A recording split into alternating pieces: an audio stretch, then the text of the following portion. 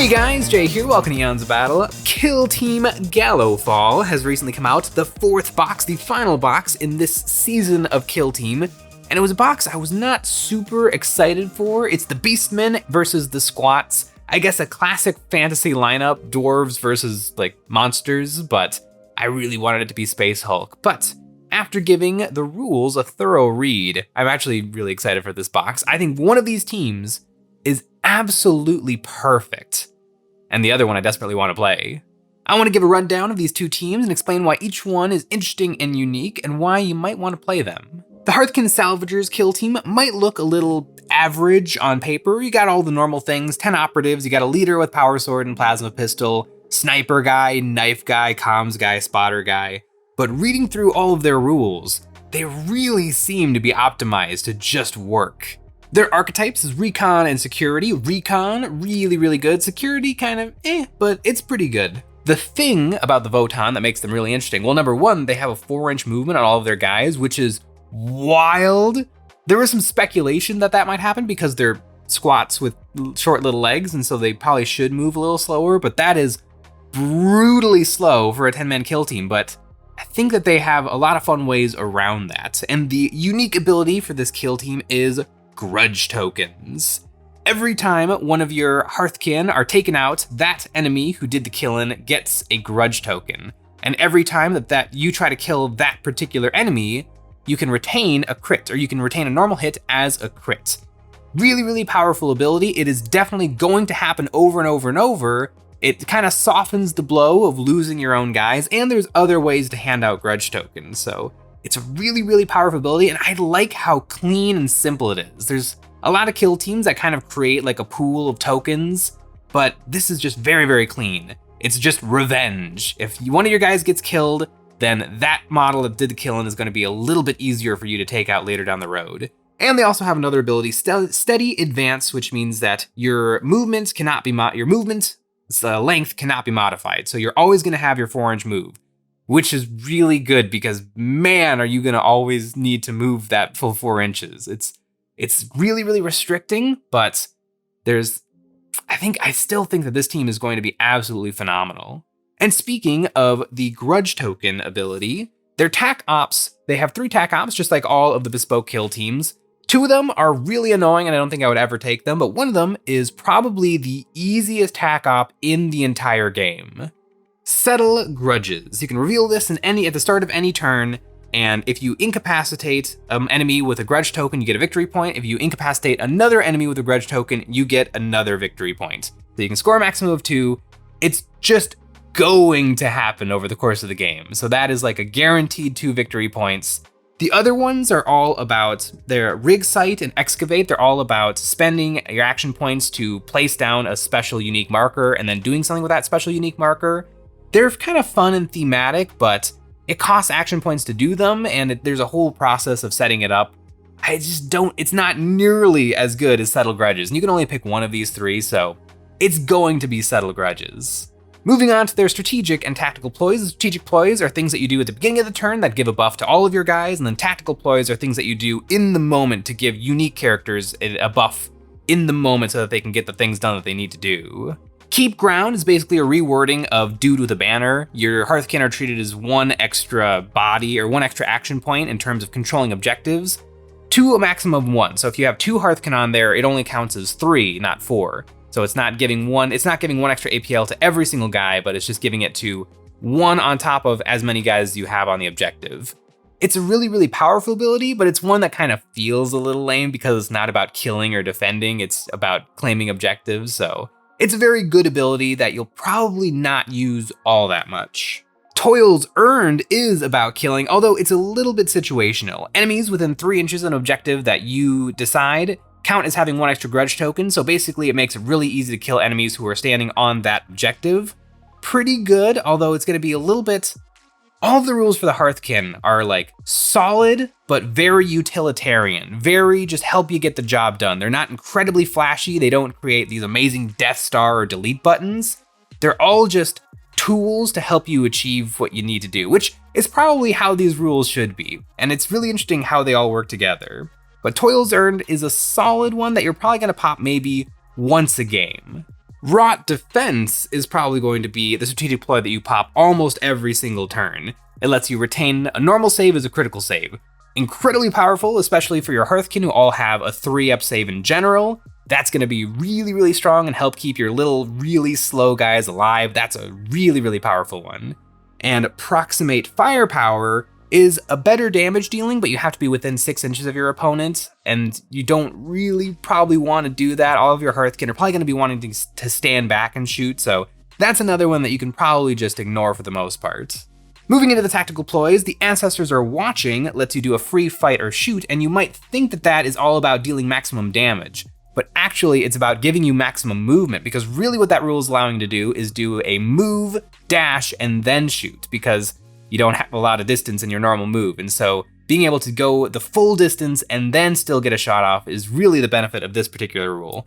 Really powerful. It's a tactical ploy, so it only helps one guy at a time, and you have a pretty small pool of resources to begin with, but that is one that I think is going to be popped all the time. Worth It lets a Hearthkin immediately perform a free mission action before they're removed from the battlefield.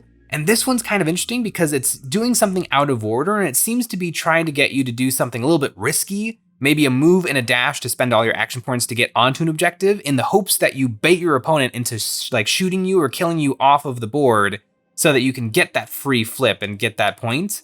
It's really interesting, and I'm gonna have to play with it to see exactly when it's most beneficial to use a rule like that. The rule Hardy is all about keeping your guys alive, and it's very much like the Orc Commandos rule, just a scratch, where you pop this in order to keep your guys alive. The Orc rule is that if you can just ignore the damage dealt from one dice. It's incredibly powerful. It makes me feel bad every single time Nick does it, but it's just so great. It's like, I'm gonna deal 7 damage to you with this amazing plasma gun. Nope. It's a wonderful rule. This is along those same lines, but it's a little bit different. All the damage coming at you, if any of them are criticals, they're treated as just normal hits. That can be incredibly powerful. Like if you're getting shot with a plasma gun and they got 2 criticals, that's 14 damage coming at you.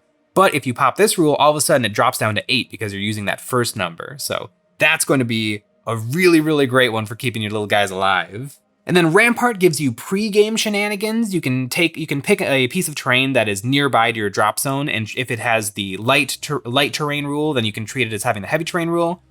It's kind of situational and iffy. It can be really, really powerful in the right circumstances, but I'm not a big fan of pre-game abilities, so I'll probably be skipping it most of the time. Now getting into some of the operatives. I'm not going to go through all 10 of the operatives, just the ones that really, really stand out to me. And oh my gosh, what stands out is their movement of 4 inches. But I do think that still they're very, very well balanced, and they do seem to lean towards more shooting. They're a little bit like the Tau Pathfinders, where they kind of want to castle up a little bit, but they do have some operatives, one operative in particular, that are meant to rush out and claim objectives or get into close combat. But the Hearthkin Thane is your leader with Plasma Pistol and Power Sword. And every single time this operative is activated, select one enemy operative visible to it, and it gains a grudge token. So that is probably 2 to 3 more grudge tokens handed out over the course of the game, which is really, really good because you don't necessarily want your guys to be dying and giving your opponent a bunch of grudge tokens because you want your guys alive. And so this is a good way to kind of pick which enemy models you want to die a little bit quicker. The Hearthkin Dozer is your close combat guy. It'll be interesting to see just how good he is of a close combat guy with only a 4-inch move, which means he has a 6-inch charge. But he has a really interesting ability with his plasma knuckles, with his power fisty knuckles, where he can push an enemy 3 inches and give them D3+1 damage. And that doesn't sound amazing because punching normally would be better. However, if you run up to an objective that's contested, so you have a guy on there and your opponent has one guy on there, and you give them a 3-inch shove, they're all of a sudden no longer contesting that objective. So that can be really, really powerful to just steal victory out of the claws of defeat. Then you've got a classic medic and grenade guy. They're both what you'd expect. They have the same rules that a lot of the grenadiers and medics have in Kill Team. They're decent, but I feel like these guys would be ones that you wouldn't necessarily miss because you want to load up on gunners. The gunners have a menagerie of super incredibly powerful weapons, a plasma gun that doesn't get hot and has a new rule called beam where you draw a straight line, and every guy that is underneath that line takes D3 damage. It's really, really powerful, so you definitely want that. you want the missile launcher, you want the high-las rotary cannon, you're going to take all 3 gunners every single time. Maybe lose the medic. The grenade guy's not bad. There's another operative that you might want to lose before you lose the grenade guy, but yeah, you might not want to build the medic.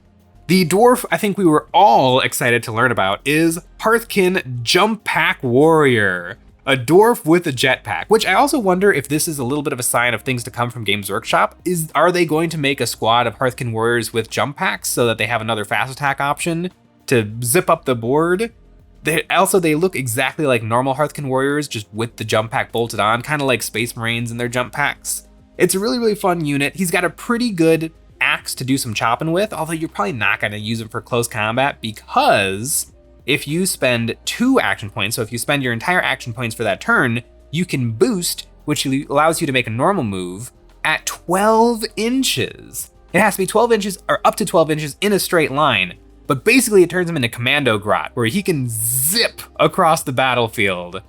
Like, it's gonna be really hard to keep him alive, but man, for some of those plays where it's like you need to capture an objective at the end of the board or contest an objective, just boom, this guy flying over everything and landing right where you want him to go is gonna be absolutely wild, especially when your entire team is barely moving up the board and then all of a sudden this one guy just zoom.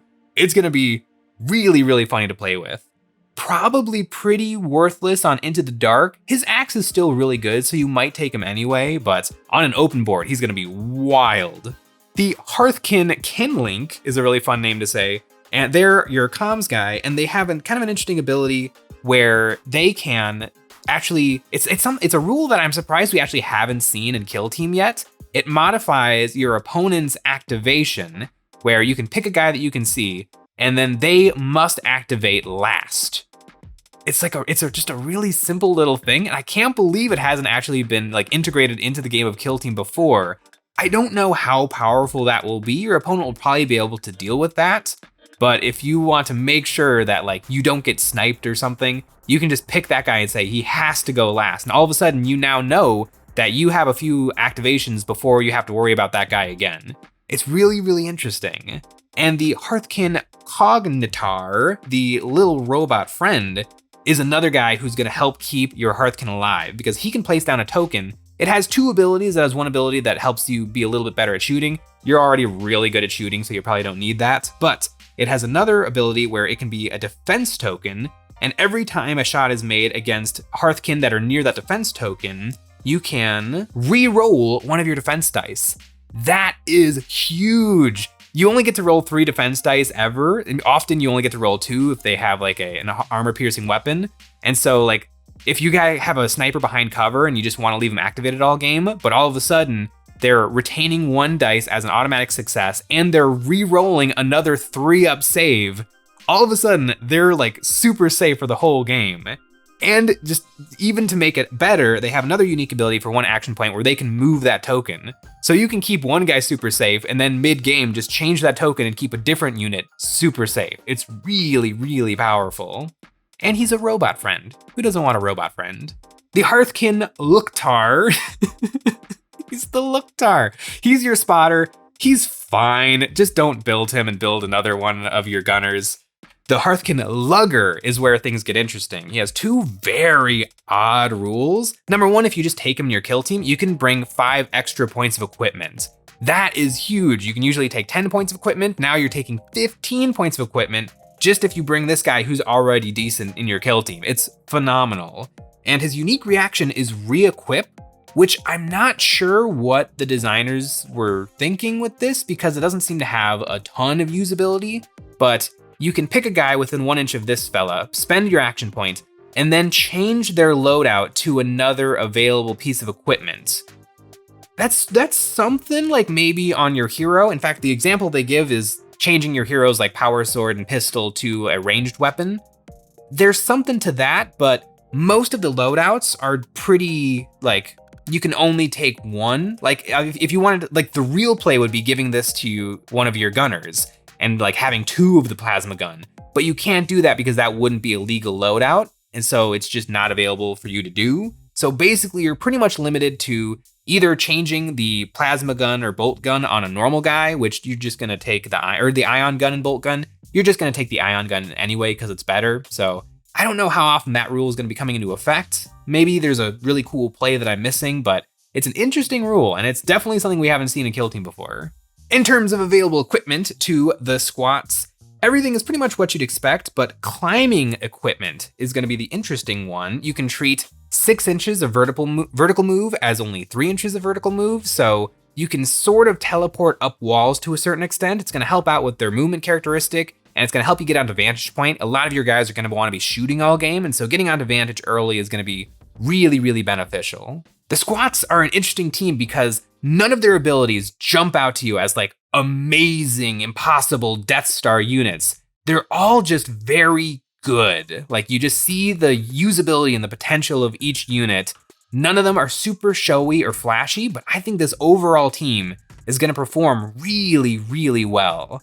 And they're just so slow and short and squats, but I think that they're gonna play really, really well.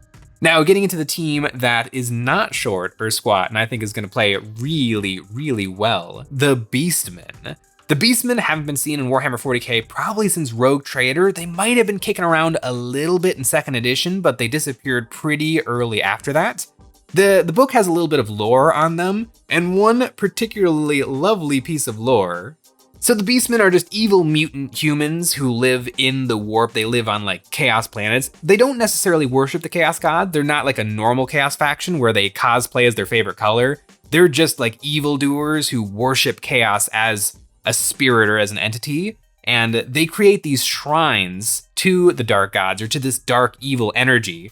And the book describes it as their herd stones are scrap metal effigies of the gods, ancient power generators seeped in warp energy, mountains of metal detritus, or huge hunks of torn out technology. Regardless of what form a herd stone takes, the Chaos Beastmen decorate it with smears of blood and feces.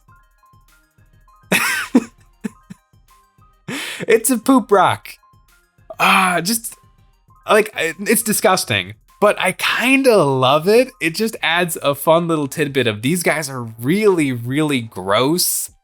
Like, you know, blood is bad, but the Dark Eldar smear everything in blood. Every single chaos, everything smears everything in blood. The Beastmen are the only ones who are throwing their poop around. Reading that line just awakened a fun energy and spirit to the Beastmen, and I'm really, really here for it. I just imagine them all around their poop rock just worshiping it. It's hilarious. The Felgor Ravager kill team is classic 10 operative. They have a lot of wounds, and I think that they blow other close combat kill teams out of the water because they're purely built for kill team. Like, I think they blow 10 Gene Stealers completely away. They have lots and lots of abilities to help them get into close combat. In fact, the thing that makes them really, really special is a unique ability for them called Frenzy, which might be the best rule in the game. It's a little bit more situational. I think a lot of people read this rule and thought that the sky was falling. It's not gonna be the be-all, end-all thing that makes these guys stomp everything in every game always, but it basically is a rewording of the Space Marine and Chaos Space Marine rule only in death does duty end, where the model remains on the battlefield after they've been incapacitated and they're allowed to do essentially one more activation before they drop dead. But this is available to all 10 Beastmen in your army. Now, you are treated as being injured and you cannot have a conceal order, but you are immune to death from shooting. The ways that a frenzied Felgor can be killed is their activation ends, an enemy operative hits them with a critical hit, or an enemy operative hits them with 2 normal hits. That will never happen. It's gonna be a critical hit or nothing. And the battle ends. At the end of the battle, everyone with a frenzy token just immediately drops dead. But immune to shooting, like that's so crazy. It almost feels like they didn't proofread or it's just an oversight, because it really should be that if they get shot with a critical hit, they also die. It's still a huge buff because all of a sudden your opponent has to spend an activation still trying to kill the same guy they've already killed. I just think giving them that one extra opportunity to kill them would have been maybe a little bit more fair than having operatives who are immune to being shot. A lot of kill teams won't care. A lot of kill teams are gonna have the ability to punch with a critical hit really easily and just take them out, but being completely immune to shooting is absolutely wild. And now, it's not going to happen every single time a Felgor dies, because it's at the end of their activation, so if I run into a fight that I shouldn't be getting into, and I end up dying, sure, I'll get that frenzy token for about 5 seconds before my activation ends and he just drops dead anyway. This is really going to be more for letting you play ultra aggressively, move up the board, maybe get into bad positions, and then get shot off the board, but I remain alive and I still get one more opportunity to charge and fight. So it's a really, really interesting, incredibly powerful ability that I can't wait to play with. I just want to see how this team works on the table. Their strategic ploys and tactical ploys are also kind of a wide range of okay. Violent Temperament and Ambush are all about dealing more damage, and they're very, very similar rules, and I think you're definitely going to want to use one of them every single turn. I'm just not quite sure which one. One of them lets you re-roll all of your hits in combat. If you didn't like what you rolled, you can just pick up all of your dice and roll them again. It does have to be all your dice, so you can't you can't just re-roll some of them, but that's really, really powerful and will kind of guarantee you get the roll that you want. Although Ambush lets you retain a normal save as a critical, or a normal hit as a critical hit. So I have to do the math to figure out exactly which one of those is better. Am I gonna always want to be getting crits, or am I always gonna be wanting to potentially get those crits through re-rolling? They're very similar, and I'll just have to play with this team to figure out exactly which one of those is the better of the two. Pelting Firepower is absolutely garbage. All of your guys have auto pistols that deal almost no damage, and your guys are horrible at shooting. You're never ever gonna use them. But if you do, you've got Pelting Firepower, which is rewording of the Imperial Guard Bring It Down rule, where if one guy shoots at an enemy, it makes him slightly easier for everybody else to shoot at. You're not going to be doing multiple las pistol shots from your Felgors, so you might as well just Sharpie this rule out of the book. But that's fine, because you've already got Violent Temperament and Ambush, so. And then Reckless Determination is a really, really good rule for keeping your guys alive, and is another thing kind of going along with their Frenzy rule to let you play ultra aggressively. You can basically treat a model that hasn't activated yet as always being in cover, which is really, really good because it also stacks alongside cover, and it just lets you do riskier things where this guy's gonna get shot off the board, but all of a sudden if he has cover on top of cover, he's not necessarily gonna be a super easy target to just get blasted off the board. So this team is the team of ultra aggression. Sprinting, charging, fighting. It's absolutely wild, and I want to play it because there's no team that really functions exactly like that. And I think with things like Reckless Determination and Frenzy, you're going to be able to just make the dumbest moves and still not die, not be immediately punished for it, because you've got rules that kind of help you along your path. Moving into the tactical ploys, Ruthless Rampage lets you perform a free 3-inch charge, even if you've already charged that turn. This one is going to be really, really good. It's in a certain specific scenario. You're kind of want to build your team around this, where maybe if you use a comms guy to give somebody an extra action point so that they have 3, all of a sudden you can move, or you can charge, fight, free charge with this Ruthless Rampage, and then fight again, because there's a couple of operatives that can do things like that. You're gonna have to kind of build around it, but it's gonna be really, really powerful if you get it working. The Sisters Novitiates have some rules that are kind of similar to that, where you can kind of build these little Death Stars. It's really, really interesting. Wild Rage gives one guy 1 extra inch of movement. Very good, but everything else is also very good, so you're probably never ever gonna use it. Animalistic Fury, inflict 1 additional damage per strike. That one is good. It's definitely going to be used every now and again when 1 more point of damage is going to be the thing that makes a guy die to 1 hit versus punching him twice and potentially getting damaged in the process. So Animalistic Fury it's not a flashy rule, but it's probably going to be a rule that's used often. And the last tactical ploy is Blood Sense, which is kind of an interesting way to do some activation shenanigans. If one of your Gors manages to kill a guy in close combat, you can pick another Gor who hasn't activated yet within 3 inches of that dealy-do, and then immediately activate with them. It can be incredibly powerful, but probably really, really hard to pull off because you probably ran up 6 to 8 inches and to do your fighting, so there's probably not an available Gor who hasn't activated yet within 3 inches. It could be really, really powerful if you happen to be in a multi-combat with a couple of guys, so one of them goes and then immediately another one goes. However, 2 Gors in close combat is going to absolutely annihilate anything in the game, so it's going to be a really tricky rule to actually get a lot of use out of. But what is not going to be a really tricky rule to get a lot of use out of is some of these unit abilities. The Felgor Ironhorn is the leader of your gang, somehow wielding not a power sword, but just a regular sword and a plasma pistol. Somehow these goat boys managed to find a plasma pistol somewhere on this Space Hulk. I guess they probably stole it from somebody while they were smearing their body on the poop rock. But once this rule is so good, this is another rule I almost wonder if it wasn't properly proofread because it seems to have a really odd omission.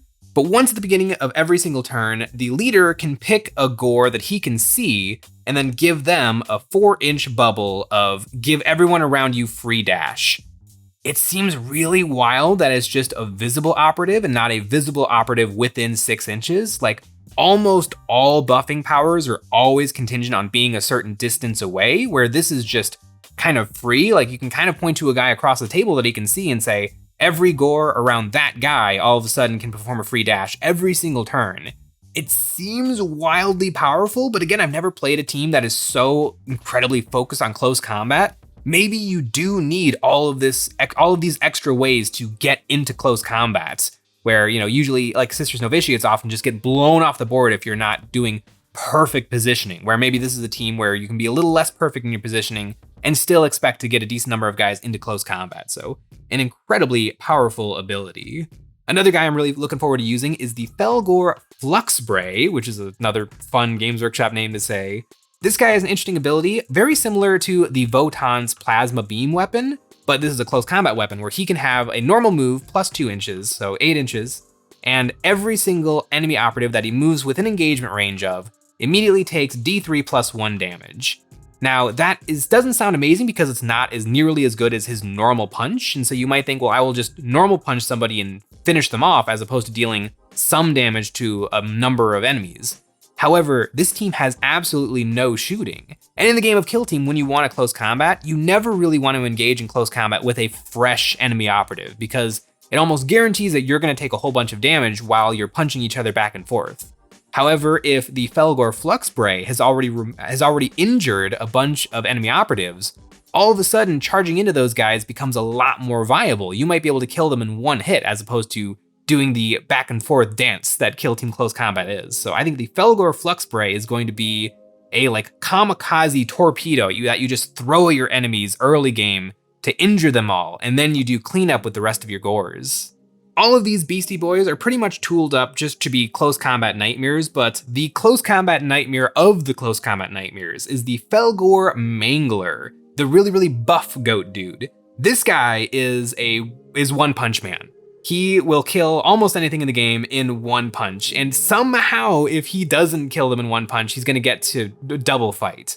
So his normal claws do 4-6 damage. 6 is really, really powerful, but if he strikes with a critical hit, which he will because it gets tooled up to get lots of hits in, then he immediately gets to punch with a normal hit. So he's automatically essentially dealing 10 damage in that first punch. You're going to be wiping out almost everything in the game because everything that's not a Space Marine or an Orc, actually even most Orcs have 10 wounds, so everything that's not a Space Marine is basically going to be dying in one punch to this guy.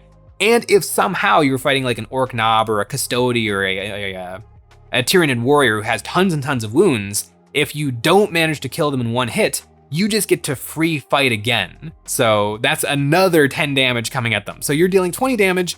Anything in the game is dying to one punch from the Felgor Mangler.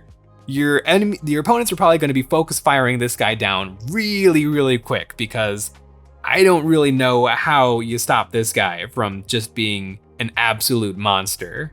Something I didn't really expect for the Beastmen is they have a proper Psyker on the team who can spend action points to do psychic abilities. I guess the trade-off for this guy is his close combat weapon is nothing to write home about. It's not even that particularly good. I wouldn't expect to be killing a lot of stuff with the Shaman. And 2 of their abilities are decent, but you probably wouldn't touch them much. The most interesting thing they have is Cursed Weapon. You pick an opponent that you can see, and whatever gun they have gains the hot special rule, which means that if they roll any ones, if they get any natural ones, then all of a sudden they're dealing mortal wounds to themselves.